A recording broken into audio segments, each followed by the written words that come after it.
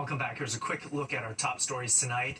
Our blue skies turned gray Saturday as wildfire smoke from the west crept in, blanketing the tri-state. An air quality alert was in effect for most of the day. Emergency officials urged people to stay inside and limit outdoor activity when the air quality is poor. Parts of the state of New Jersey cleaning up yet again after yesterday's wild weather. People in Union dealing with damaged property, downed trees, and power lines. The fire department says over 80 calls for help came in during Friday's weather event, including for a home that was reportedly struck by lightning. That was in Plainfield. The hunt is on tonight for the suspect behind an inhumane crime. Police say a man in Queens set a dog on fire. Residents in that area are rattled tonight. Fox 5's Richard Jacobus has the story. Hi, you are currently being recorded. But despite the warnings that he was on camera, the man you see in this video continues pulling and dragging the lifeless body of a dog on the sidewalk and onto the street.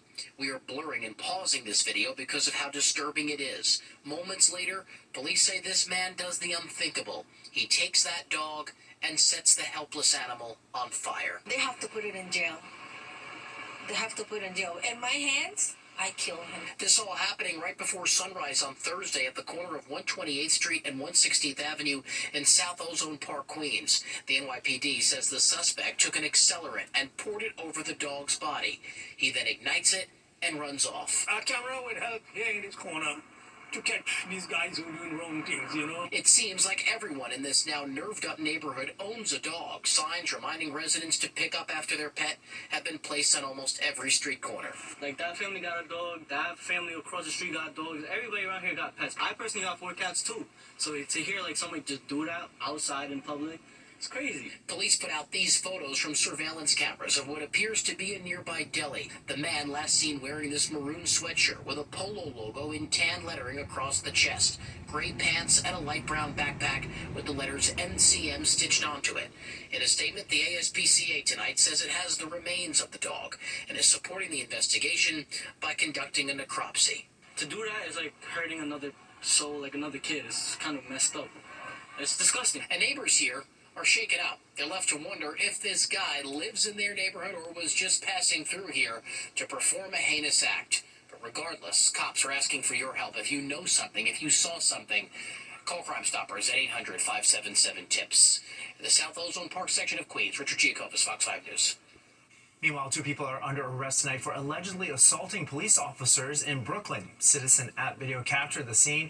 The NYPD says last night, just before midnight, the officers responded to an assault on West 15th Street in Coney Island. When they tried to take 2 men into custody, they were allegedly attacked. Officials say 2 officers were repeatedly punched in the head. A third was hit by some kind of object. They are all expected to recover from their injuries. 20-year-old Rayshawn Carroll and a 17-year-old are now facing charges that include assaulting a police officer and resisting arrest. President Donald Trump claims Harvard University wants to settle its dispute with the White House after his administration stripped the Ivy League university of billions of dollars in federal funding. Correspondent Connor Hansen has the story. The White House hopes it will have a new template for how it deals with universities. President Trump says he believes Harvard is ready to make a deal despite several ongoing lawsuits. Take a listen to what he had to say on his way to Scotland. Well, Harvard wants to settle, but I think Columbia handled it better. Harvard wants to settle. This, of course, all stems from campus protests over the war in Gaza. President Trump has accused Harvard of allowing anti-Semitism to run rampant. The White House has frozen more than $2 billion in federal funds, but it has threatened to go after up to $7 billion. Harvard has argued the funds have no connection to alleged anti-Semitism. A judge seems to agree, but has not made a decision yet. The president's comments come after Columbia University agreed to pay more than $200 million in exchange for access to its federal funds. Columbia also agreed to ban masks at protests and hand over hiring and admissions data. Harvard's former president, Larry Summers, posted to X, quote, "Based on what I have read and heard so far, the agreement reached between the federal government and Columbia is an excellent template for agreements with other institutions, including Harvard." I think this agreement is going to be an excellent template for other universities to be able to use as well. While the Trump administration sees the Columbia deal as a win, pro-Palestinian campus activists are complaining. Mahmoud Khalil, who led protests at Columbia and was later arrested by ICE, had this to say.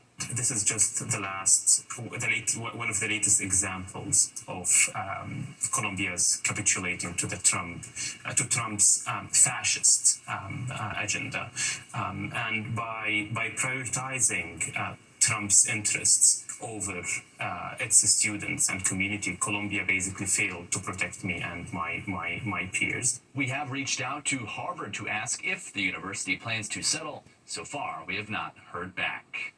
In New York, Connor Hansen, Fox News. A new program in New York City is hoping to address a critical shortage of air traffic controllers. Coming up, we're taking a look at how it will allow people to receive the proper training for the job without having to relocate.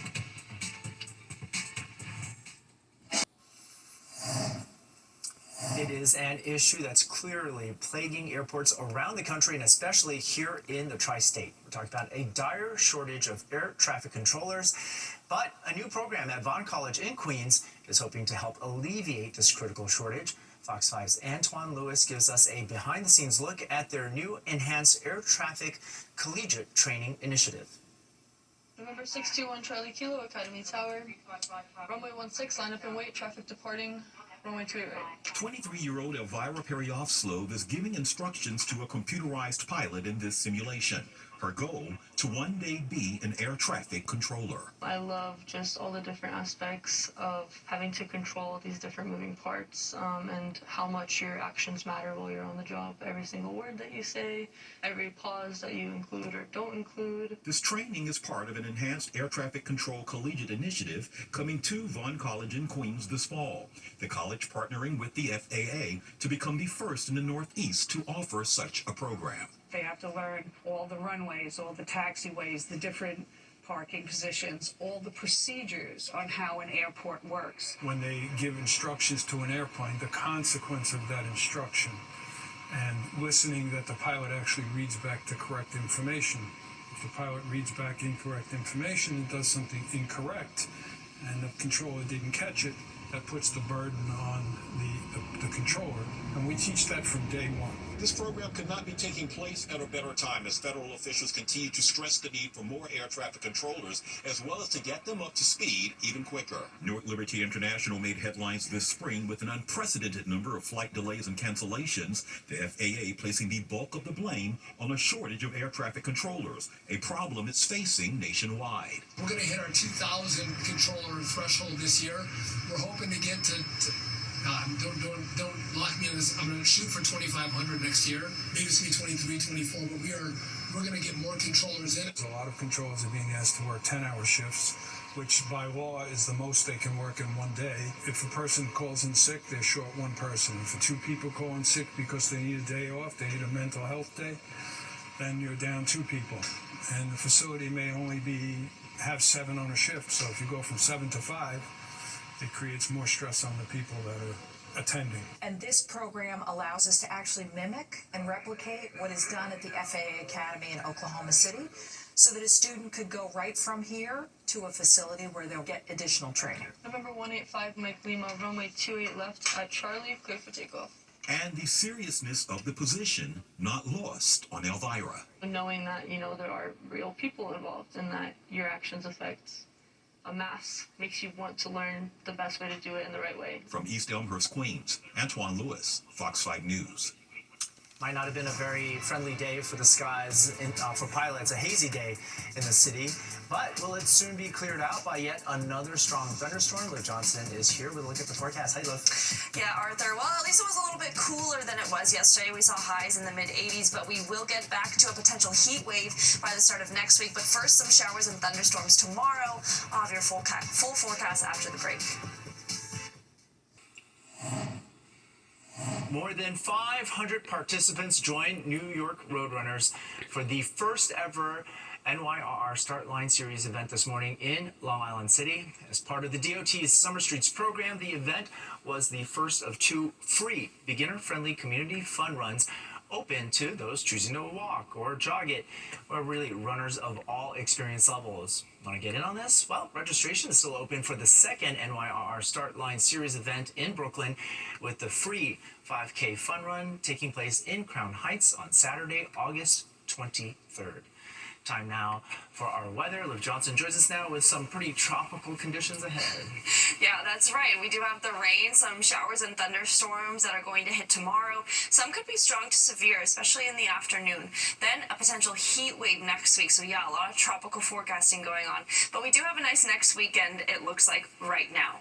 So we had a high of 85 today in New York. That's about the average for this time of year. Yesterday we hit 97, which was close to a record. And today's record is 98 degrees, which was set back in 1940. Around the country is a very hot day. 92 for DC, we see 95 for Atlanta, 96 for Dallas and San Antonio. We have 97 for Denver, 100 for Rapid City, and 107 for Phoenix, Arizona. Currently it's nice and cool out. 75 for New York, 76 up in the Hudson Valley, 71 for White Plains, 74 out on Long Island, 72 for Hartford, and 77 for Newark, New Jersey. And we have those nice cool dew point temperatures as well. So we've not dealt with a lot of humidity today, but you can even see going out a little further west that the conditions are getting more humid out there. That tends to bring us some more humidity too. We're going to see those dew point temperatures rise, especially with those systems that are moving closer to us. So for the rest of your evening, it's going to remain pretty cool. Those dew point temperatures will steadily rise overnight, but not right now. We'll be by mid-70s, or by midnight, we'll be in the mid to low 70s. We'll see increasing cloud cover. Showers will start really early in the morning, 3 to 4 o'clock, a little north of the city. And then we'll kind of just have on and off showers throughout the day. At 5 o'clock in the morning, it's more widespread. We see it through Long Island, parts of Connecticut, the Hudson Valley, and parts of New Jersey. Late morning, I think we get a little bit of a break. Temperatures will be in the upper 70s, and we'll tap out in just the low 80s, so it'll be a little bit below average for this time of year. By Sunday afternoon, here's that time that I think we could get those strong to severe storms, so even a little bit of hail is a possibility, some strong wind gusts, and some localized flash flooding. So again, mid-afternoon, 2 p.m., we see showers going all the way from Hartford down across the city into parts of New Jersey. By 7 p.m., temperatures still in the 70s or low 80s. We see a few stray showers kind of lingering for our evening, but it should be dry by dinner time. Again, can't rule out a quick stray shower, but most of the action's in the first half of the day. Then Monday morning, you wake up, temperatures are already touching the 80s, and we'll get back into the 90s for your Monday. Expected to go there Tuesday and Wednesday as well, but we're staying dry for the first half of the week until probably late Wednesday into Thursday. Lows tonight, 72 for New York. A lot of us will get into the 60s, especially north of the city. Then tomorrow, a bit cooler, 82 for the city, 80 out on Long Island. Then the heat wave, potential heat wave, starts Monday, Tuesday, and Wednesday. Temperatures expected to be in the 90s, cooling off again by next weekend, and next weekend looks enjoyable right now. Arthur? Into the 90s. All right, thanks so much, Liv. Shaken and also causing a stir, we have got the martini that's making waves out in the Hamptons. Up next, how this $8,000 martini dripping in diamonds aims to serve a good cause.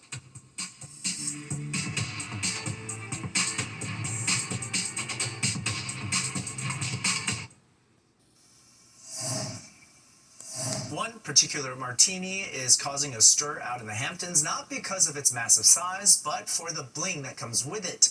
Our Jessica Formoso takes a sip. It's the most lavish sip of the summer.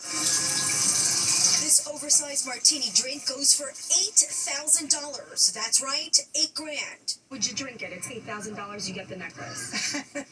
It's no laughing matter. You can sip on your dirty martini in the Hamptons at Dopo La Spiaggia. People laugh, people think it's great, people think it's crazy. It's on the menu as the Rocks on Rocks, and it's called that because it comes with more than an olive garnish. Dripping from the olives, sparkling diamonds, a 5-carat diamond tennis necklace. It's a 5-carat total weight diamond necklace set with prongs in 14-karat white gold, so it's on the higher end as far as necklaces go. The bling, which you get to keep, is what makes the drink so expensive. Behind the idea, jeweler James Racasano, founder of Jimmy the Rock Diamonds. My girlfriend and I came up with the idea, and we spitballed a bunch of different things to sell, and we thought the martini would be a nice way to deliver the piece of jewelry. He some interest, selling about half a dozen.